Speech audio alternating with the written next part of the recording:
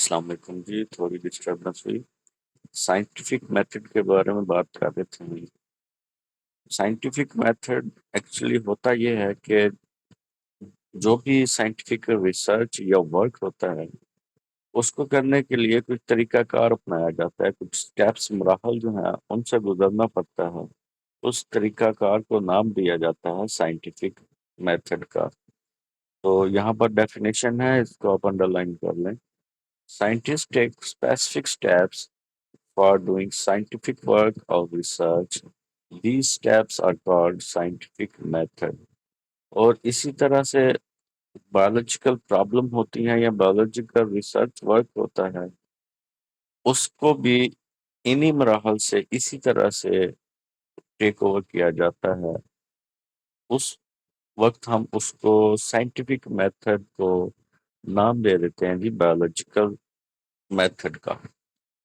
تو جو biological method ہے یا سائنٹیفک میتھڈ ہے، بایولوجیکل میتھڈ سے مراد اسپیسیفک فار لیونگ آرگنیزمس۔ تو سائنٹیفک میتھڈ کا کہیں یا بایولوجیکل میتھڈ کا کہیں، اس کے جو مرحلے ہیں ان کو ہم اسٹیپ وائز یہاں پر دیکھیں گے۔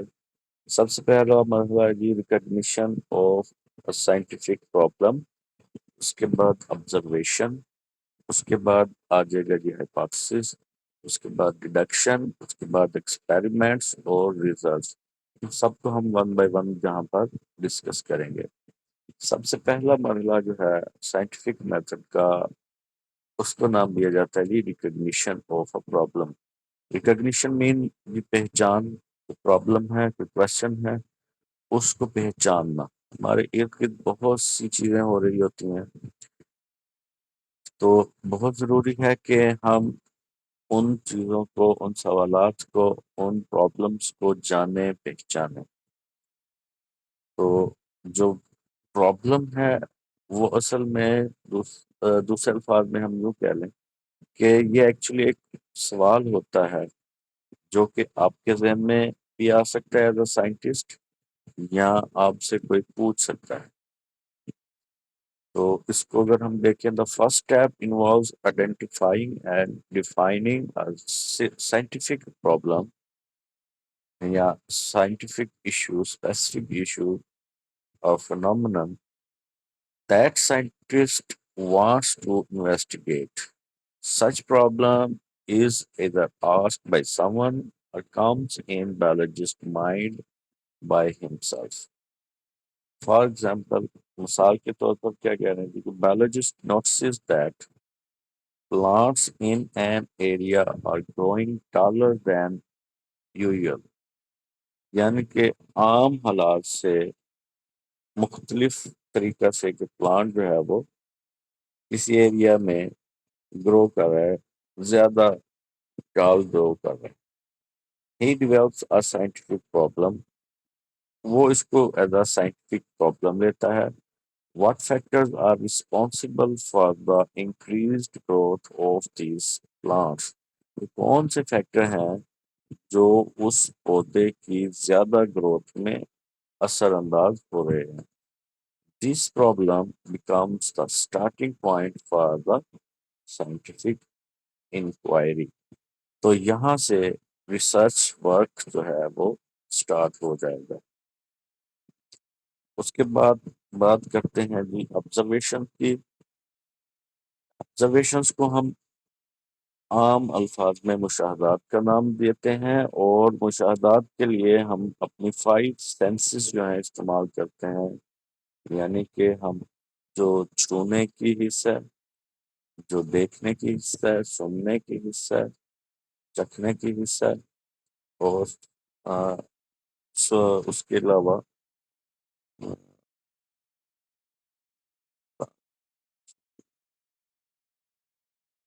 جو سونگھنے کی حص ہے، 5 حصوں کے ذریعے سے ہم مشاہدات کرتے ہیں، آبزرو کرتے ہیں۔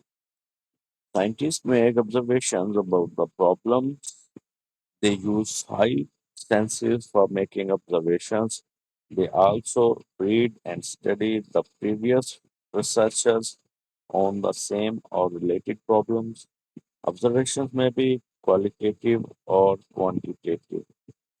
تو مختصر یہ کہ جو ہماری 5 سینسز ہیں ان کو یوز کرتے ہوئے ہم مشاہدات کرتے ہیں، اور جو مشاہدات یا آبزرویشنز ہیں وہ 2 طرح کی ہو سکتی ہیں، ایک کوالیٹیٹیو اور دوسری کوانٹیٹیو۔ ان دونوں میں ڈفرینس اب کیا کیا آ جائے گا جی؟ کوالیٹیٹیو آبزرویشن کہتے ہیں جی it involve those observations that cannot be measured with numbers، یعنی کہ ان کو میئر نہیں کیا جا سکتا۔ For example the colour and the texture of a flower. جبکہ دوسری طرف جو کوانٹیٹیو آبزرویشن ہے اس میں کوانٹٹی آ جائے گی، اٹ انوالوز measurements اور numerical data that can be expressed in terms of quantity، یعنی کہ کوانٹٹی کی صورت میں ہم اس کو لکھیں گے۔ For example the number of birds in a tree، کہ برڈس کی تعداد جو ہے وہ ایک نمبر کی شکل میں ہم لکھیں گے۔ Quantitative observations are more accurate than qualitative because quantitative observations are invariable، کیونکہ اس میں کوانٹٹی ہوتی ہے، نمبرز ہوتے ہیں جو تو کیا ہوتے ہیں، انویریبل ہوتے ہیں، جبکہ کوالٹی جو ہے وہ ویری کر سکتی ہے۔ اسی طرح سے جو کوانٹیٹیو آبزرویشن ہے یہ میئربل ہوتے ہیں، ان کو میئر کیا جا سکتا ہے، تو جو کوالیٹیٹیو آبزرویشن ہے ان کو میئر نہیں کیا جا سکتا۔ اسی طرح سے جو کوانٹیٹیو آبزرویشن ہے they can be recorded in terms of numbers، ان کو ہم ریکارڈ کر سکتے ہیں، جبکہ کوالیٹیٹیو آبزرویشن جو ہیں ان کو ہم ریکارڈ نہیں کر سکتے۔ اسی طرح سے نیکسٹ جو اسٹیپ آ جائے گا جی وہ ہے جی ہائپوتھیسس کا۔ ہائپوتھیسس جو ہے یہ آبزرویشنس کی بیس پر ہی کی جاتی ہیں۔ On the basis of observation, scientists develop a statement that may prove the answer of the scientific problem under study.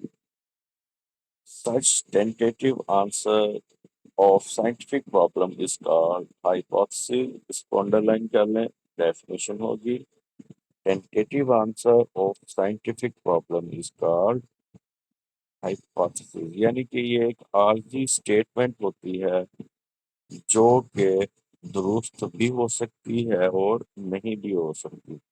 تو یہ کس کی بیس پر بنائی جاتی ہے اسٹیٹمنٹ؟ آبزرویشنس کی بیس پر بنائی جاتی ہے۔ اب اس میں مزید اگر بات کریں کہ scientist make many hypotheses for a single problem, ایک پرابلم کے لیے بہت سی ہائپوتھیسز جو ہیں وہ بنائی جاتی ہیں۔ آگے اگزامپل بھی آئیں گی وہ ہم دیکھ لیں گے ہائپوتھیسز کے بارے میں۔ اب اس کی جو کریکٹرسٹک ہیں یہ اگر آپ سے پوچھ لی جائیں what are the characteristic of hypothesis, تو سب سے پہلے وہ کہتے ہیں جی it is proposed statement to answer the problem، کہ یہ ایک proposed statement ہوتی ہے۔ it always matches with available observations، جو observations کی جا رہی ہیں ان سے یہ میچ ہو رہی ہوگی۔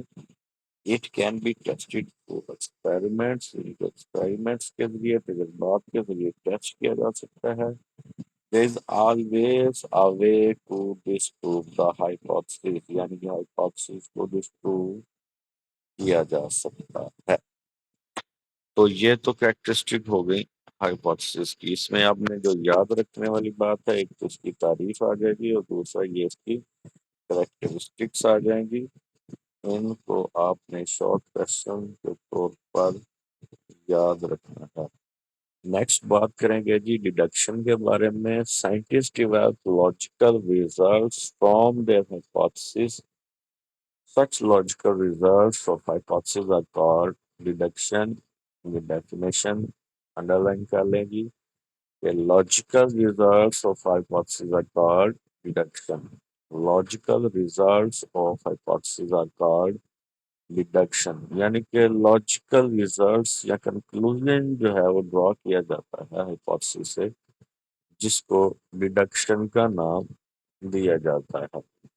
اور اس کی پہچان کیا ہوتی ہے جی کہ ڈیڈکشن میں نارملی جو پیٹرن استعمال کیا جاتا ہے if اور then کا یوز جو ہے وہ عموماً کیا جاتا ہے اسٹیٹمنٹ میں. For example scientists assume that if hypothesis is true then what might be the result.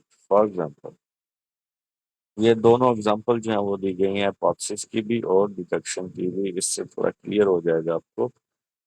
Hypothesis کی اگزامپل ہے جی leaf discoloration and stunted growth. Stunted growth مطلب گروتھ کم ہوئی ہے، اور ڈسکلریشن لیف کا کلر جو ہے وہ ختم ہو گیا یا کم ہو گیا. Leaf discoloration and stunted growth in a plant are caused by deficiency of iron in the soil. یہ ہو گیا جی ہائپوتھسس کہ یہ جو ہو رہا ہے discoloration of leaf and stunted growth, جس کی وجہ سے ہو گیا جی آئرن کی ڈیفیشنسی کی وجہ سے. ڈیڈکشن کیا بنے گا اسی اسٹیٹمنٹ سے، اسی ہائپوتھسس سے. if iron deficiency is causing the symptoms، کہ اگر آئرن کی ڈیفیشنسی جو ہے وہ سمٹمس کا باعث بن رہی ہے then adding iron to soil will improve the color of leaves and promote plant growth. تو آئرن اگر سوائل میں ڈال دی جائے، ایڈ کر دی جائے، تو اس سے جو لیف کا کلر ہے اور اس کی جو گروتھ ہے وہ بہتر ہونی چاہیے. تو یہ ڈیڈکشن بن جائے گا ہائپوتھسس جو ہم نے بنایا تھا. ہائپوتھسس یہ تھا کہ اگر آئرن کی کمی ہوگی تو لیف ڈسکلریشن ہوگی اور گروتھ بھی کیا ہوگی، سٹنٹڈ ہوگی. جبکہ ڈیڈکشن کیا ہوگا کہ اگر if iron is the iron deficiency is causing the symptoms، iron ہی یہ سمٹم ظاہر کر رہی ہے، تو آئرن ایڈ کرنے سے یہ جو علامات ہیں اس میں بہتری آنی چاہیے. نیکسٹ ہے جی ایکسپیریمنٹیشن. اگلا اسٹیپ ایکسپیریمنٹیشن کے بارے میں اگر بات کریں تو یہ تجربات کا مسئلہ آ جائے گا. یہ جو ہم نے ڈیڈکشن بنایا ہے اس کو ٹیسٹ کیا جائے گا. It is the most basic step of scientific method. Scientists perform experiments to test all hypotheses. In a successful experiment, one hypothesis is proved correct, and the alternate hypotheses are proved incorrect.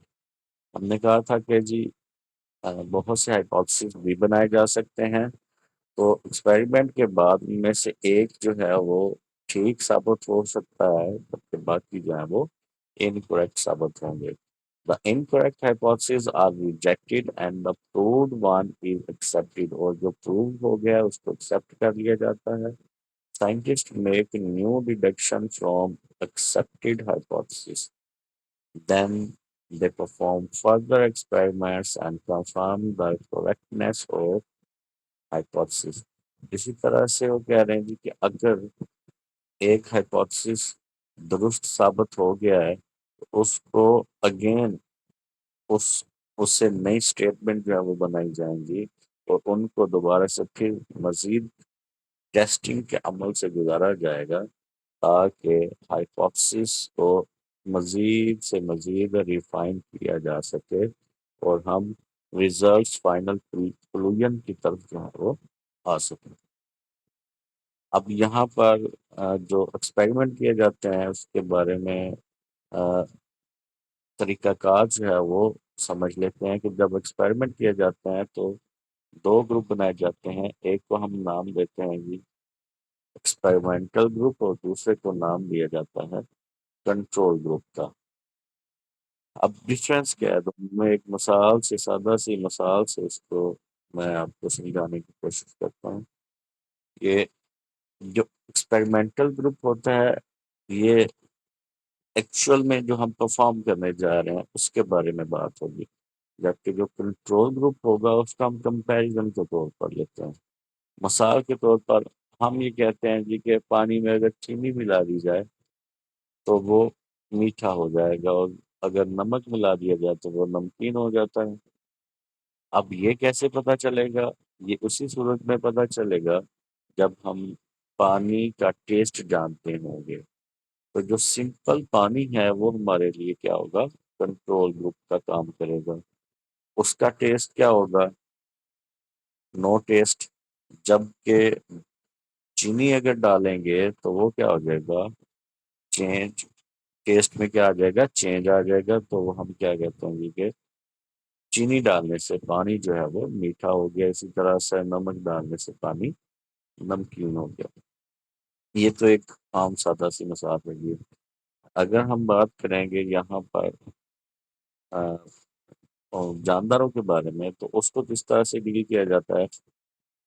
یہ example میں پڑھ دیتا ہوں. For example you want to do, یہ جو box بنا ہوا ہے، for example you want to do experiment to test the necessity of carbon dioxide for photosynthesis. You will arrange two similar plants. کہ اگر آپ یہ جاننا چاہ رہے ہیں کہ کاربن ڈائی آکسائڈ جو ہے وہ فوٹوسینتھسس کے لیے ضروری ہے، تو آپ دو پلانٹس کا بندوبست کریں گے.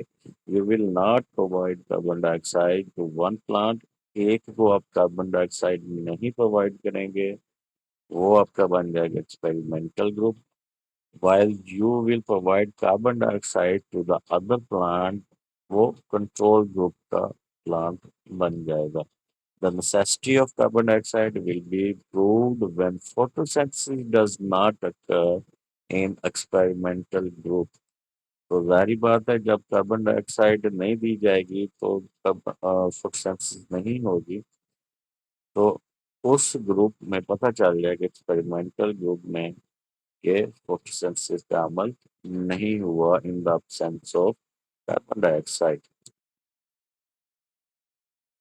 But occurs in control group. جبکہ جو کمپیریزن میں ہم لے رہے ہیں کنٹرول گروپ، اس میں فوٹوسینتھسس ہو رہی ہے. کیوں؟ کیونکہ اس کو کاربن ڈائی آکسائڈ فریلی مل رہی ہے.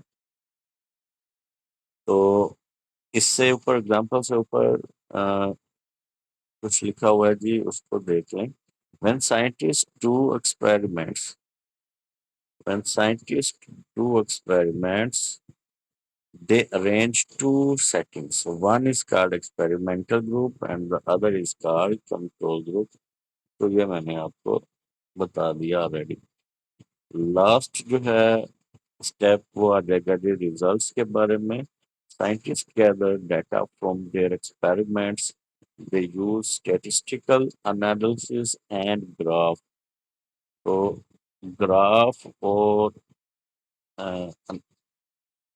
اسٹیٹ کی مدد سے انالیسس جو ہے وہ ڈیٹا کا کیا جاتا ہے ٹو سمرائز دا ریزلٹس کو سمرائز کرنے کے لیے. Scientist also include a list of all the references in the summary to acknowledge the sources of information.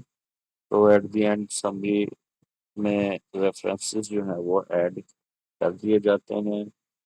اور scientists publish their findings in scientific journals and books. اور پھر scientist جو ہے اس کو پبلش کرتے ہیں اپنی فائنڈنگس کو ڈفرینٹ جرنلز میں اور بکس کتابوں میں. They also share the findings with other scientists. اور اس طرح سے یہ جو فائنڈنگز ہوتی ہیں ان کی، یہ دوسرے سائنٹسٹ کے ساتھ شیئر کر لیتے ہیں. For this purpose, they create a scientific report and give presentation in national and international meetings and seminars. اس کے بعد وہ اسی بیس پر اپنی رپورٹ جو ہے وہ ریپرزینٹ بھی کرتے ہیں اگر نیشنل اور انٹرنیشنل لیول پر جو میٹنگ اور سیمینار ہوتے ہیں.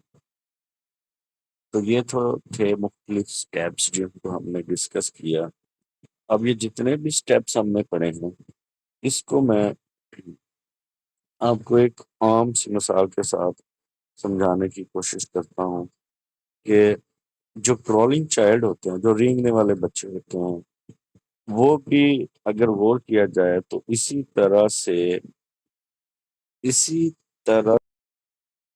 طرح سے وہ بھی انہی مراحل سے گزر کر اپنے ارد گرد مختلف چیزوں کو نوٹ کر رہے ہوتے ہیں.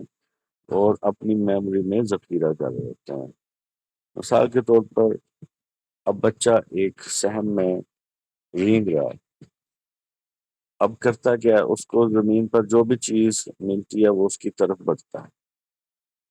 فار ایگزامپل، اس کو جہاں پر وہ رینگ رہا ہے اس فرش پر اس کو ایک سیب کا ٹکڑا ملتا ہے تو وہ اس کی طرف جاتا ہے۔ اب جو سیب کا ٹکڑا ہے وہ اس کے لیے کیا ہوگی، ایک پرابلم ہوگی، اس کے ذہن میں آئے گا کہ یہ پتہ نہیں کیا چیز ہے، تو وہ اس کو ایز اے پرابلم ریکگنائز کر لیتا ہے۔ اب اس کو نہیں پتا کہ وہ کیا چیز ہے۔ اب اگلا مرحلہ جو ہے وہ آبزرو کرتا ہے، کب اس کے پاس پہنچ کر اس کو ہاتھ میں پکڑ کر اس کو گھما کر ادھر ادھر سے دیکھتے ہوئے آبزرو کرتا ہے کہ یہ کیا چیز ہو سکتی ہے۔ پھر وہ اپنے ذہن میں ہائپوتھیسس بناتا ہے کہ یہ ہو سکتا ہے کہ کھانے والی چیز ہے، یہ ہو سکتا ہے کہ کھانے والی چیز ہے۔ اب جب یہ وہ سوچتا ہے تو اگلا مرحلہ آ جائے گا جی ڈیڈکشن کا۔ ڈیڈکشن میں کیا لاجک استعمال ہوتی ہے جی، اف اینڈ دین کی۔ اب وہ یہ چیز کیوں اپنے ذہن میں لے کے آ رہا ہے کہ یہ کھانے والی چیز ہے، وہ سوچتا ہے جی کہ پہلے بھی میں ادھر رینگ رہا تھا تو پہلے بھی اس کے ہاتھ میں کوئی چیز لگی تھی تو وہ کھانے والی تھی، تو اگر وہ بھی کھانے والی، وہ چیز کھانے والی تھی تو ہو سکتا ہے یہ بھی چیز کھانے والی ہی ہو۔ تو وہ کیا کرے گا، ڈیڈکشن اس کا بن گیا کہ پہلے بھی اس کو کھانے والی چیز ملی تھی یہیں سے، اگر وہ کھانے والی تھی تو یہ بھی چیز جو ہے یہ کھانے والی ہوگی۔ تو وہ اس سیب کے ٹکڑے کو منہ میں ڈالتا ہے، تو وہ کیا کر رہا ہے جی، ایکسپیریمنٹ کر رہا ہے، تجربہ کر رہا ہے۔ اب جب وہ اس کو منہ میں ڈالے گا تو اگر تو اس کا ٹیسٹ اچھا ہوگا، یا اگر اس کا ٹیسٹ برا ہے، فار ایگزامپل وہ سیب کا ٹکڑا جو ہے وہ بوسیدہ حالت میں ہے، تو ان دونوں صورتوں میں وہ اپنے ریزلٹس دکھائے گا۔ کیسے دکھائے گا، اگر تو وہ چیز اچھے ذائقے والی ہوگی تو وہ خوش ہو جائے گا، اور اگر وہ ذائقہ اس کا بد مزگی ہوگی تو وہ کیا کرے گا، وہ روئے گا۔ تو یہ کیا جی، وہ اپنے ریزلٹس دکھا رہے ہیں کہ یہاں سے میں نے چیز اٹھائی تھی، اس کو کھایا، تو اگر اس کا ٹیسٹ اچھا لگا تو وہ مسکرائے گا، اور اگر وہ روئے گا اس کا مطلب ہے وہ چیز بد ذائقہ ہے۔ تو یہ اس کے کیا ہو گیا جی، ریزلٹس آ گئے ہمارے پاس۔ ٹھیک ہے جی، تو یہ ایک سادہ سی مثال میں نے ایٹ دی اینڈ آپ کو دی تاکہ آپ کا کنسیپٹ جو ہے اس کے بارے میں کلیئر ہو جائے۔ تو آج کے لیے یہیں تک، انشاءاللہ نیکسٹ ہم مزید اگلے ٹاپک کے بارے میں نیکسٹ ڈے بات کریں گے جی۔ شکریہ جی، السلام علیکم۔